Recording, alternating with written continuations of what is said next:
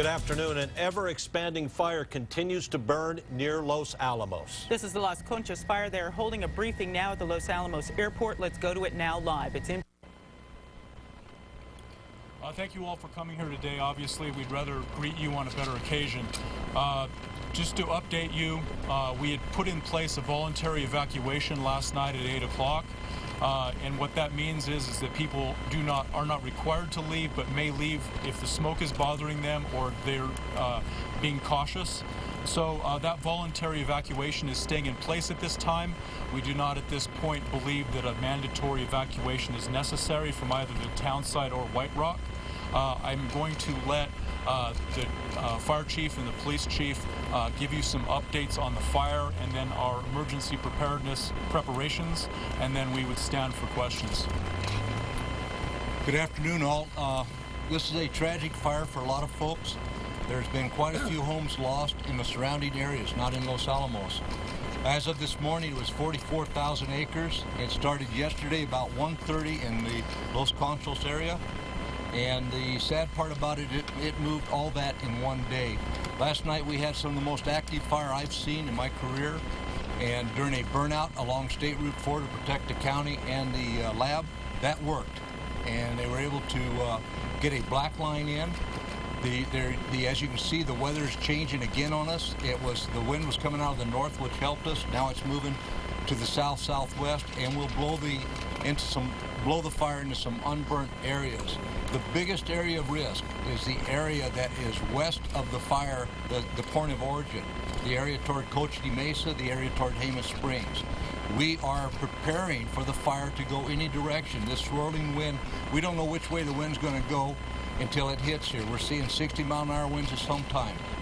The evacuation is in case it does move into the town site. We do not see that happening, but we cannot eliminate that potential. So we must be ready to react to it. We have crews on the fire since the fire started. The Forest Service here, Bandolier.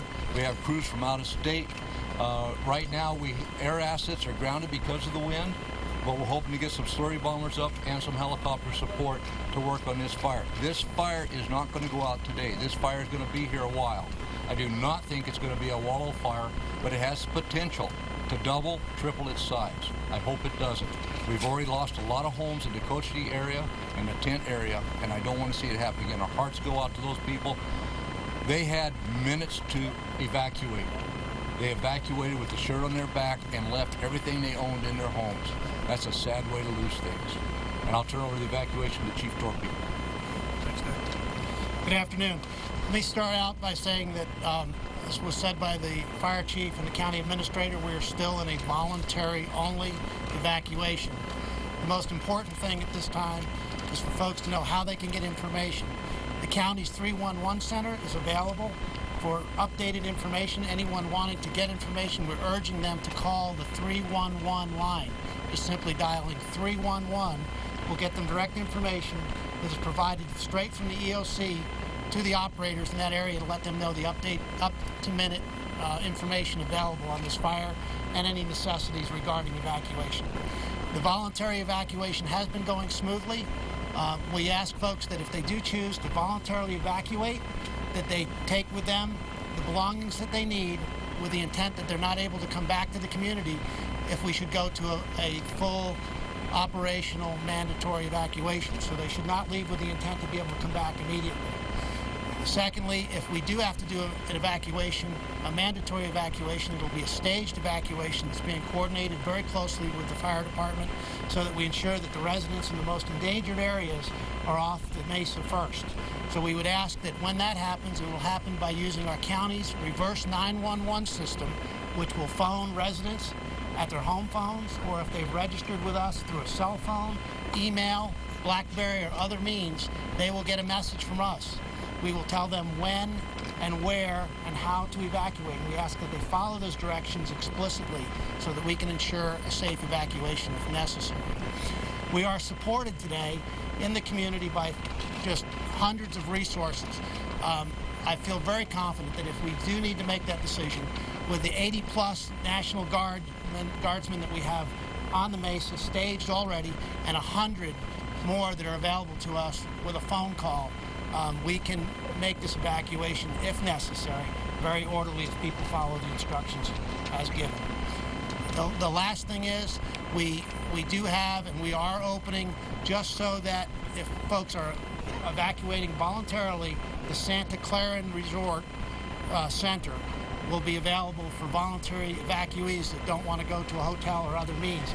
We do ask if they have family off of the hill or someone that they know that they can go to, please leave those evacuation centers available for the folks who won't have another way of evacuating or another place to go to. Thank you very much. That was some of the prepared statements we had. Are there any questions we could answer? Any idea how many structures have burned at this point? Well, none in Los Alamos County, so we don't have a good handle on it. There were in Tent Rock structures burned, and on the way to Tent Rock is my understanding. Cochise Mesa, Tent Rock, Dixon, the Dixon Apple Orchard. I would say a guesstimate of a total of 30, at least 30 structures, maybe more. Is the orchard still there? The orchards there, just some of the outbuildings were burned, and it looked like a couple of homes. Any of the trees? A lot of our viewers have been asking us about the orchard trees. I was in the air and it was pretty smoky, but it didn't appear so. It looked like they were protected, they were well hydrated, so it didn't look like it from the air. Did you say 30 structures altogether? At least, well, that's the minimum. At least 30 structures. It was so smoky over in our air flight that it was hard to see all the structures, but I'd say a minimum 30 and probably a lot more. And these are structures that are, it's undetermined whether or not these are homes or... Most of them were homes. I just would want to add, we have a lot of nervous citizens, and I understand completely. My home's sitting up here too. And what I'd like to say is simply, we will update through news releases as soon as we know anything. If you don't hear anything different, it's because things haven't changed. If things change, we will inform you immediately. So do not call 911 numbers, do not call 311 unless you have specific needs that you need addressed. General information is out on press releases, and it will be streaming constantly. KRSN 1610 is the emergency radio station, so please listen to those sources and don't call in just because you don't see things changing. We haven't forgotten. We will update immediately when anything changes. What is the criteria for declaring a mandatory evacuation? Where does the fire need to get to a certain point, or how do you make that decision? We have certain triggers that we will pull, and that is basically if the ski hill is threatened, the fire jumps the fire line, and the winds are such that it's moving across a ridge. We have one unburnt ridge, and so if it's in that fuel and moving fast, we will cause a mandatory evacuation. Other than that, we're in pretty good shape. There could be spotting. We just don't know what's going to happen with the wind, with the weather, and so we have to play it by ear, but we do have a certain number of triggers that allow us to say, okay, it's time to do it. And that is based on how long it's going to take us to evacuate the town site. I'm sorry? How about the lab? Has the fire crossed into land? I'll let Mr. Marcus speak to that. We have no fire currently on the lab property. Obviously, our priority is to protect a national asset here, protect the facility, but also we're concerned about the welfare of our 10,000 plus employees. We're keeping them notified periodically, both through LabNet. We have call-in numbers, but right now you can see the incredible cooperation here at the federal, the state, the local level. Last night we had Governor Martinez here. Today we have Representative Lujan. It's clear that this is a priority effort for the government, and there's a good reason for that. This laboratory's been here 60 plus years. We intend to be here quite a bit longer, thanks to the efforts of the people here. You know how long the lab will remain closed for work? That's TBD. We have activated our emergency operations center. We did that yesterday evening at 5 o'clock. We rely on the experts like fire chief, and we have our own fire expertise. And so we status periodically. Good afternoon. This is News 13 at noon, and you've been listening to a live news conference at the Los Alamos Airport, recapping what has gone on at the Las Conchas Fire, which has just exploded over the last 24 hours. Right now it is at 44,000 acres. There have been 30 structures burned. The lab is closed today, and no word on when the lab might reopen. There are not mandatory evacuations in Los Alamos and also in White Rock, no mandatory evacuations. Those are voluntary.